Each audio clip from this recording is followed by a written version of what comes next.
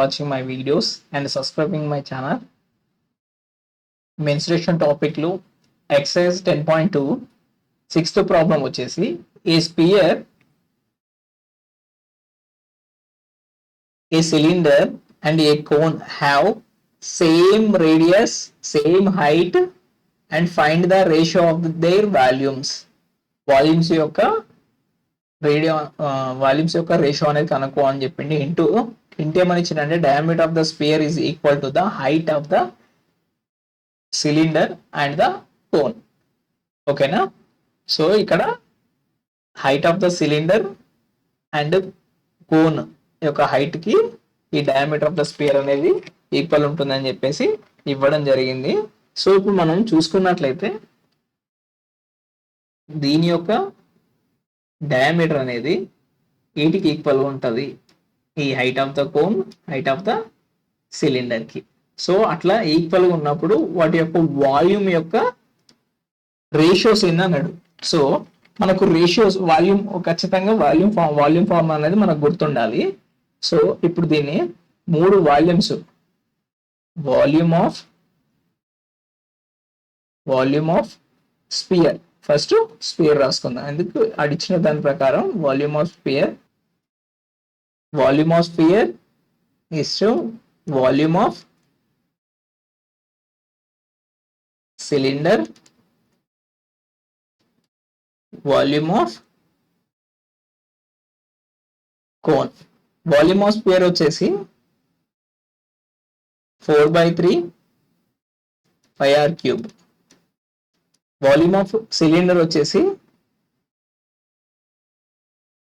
πr²h.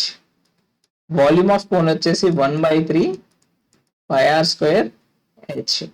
So ఇక్కడ ఏమని ఇచ్చిందంటే 4/3 πr² ఇంటూ r రాసుకోవచ్చు.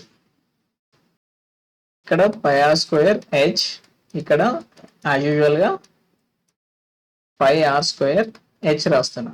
సో ఈ పైకి ఈ పై అనేది క్యాన్సిల్ అవుతుంది. ఇక్కడ 4 ఉంది కదా, దీన్ని 2 into 2 రాసుకున్నట్లయితే ఈ 2r ఈజ్ ఈక్వల్ టు ఏమవుతుంది, d అవుతుంది.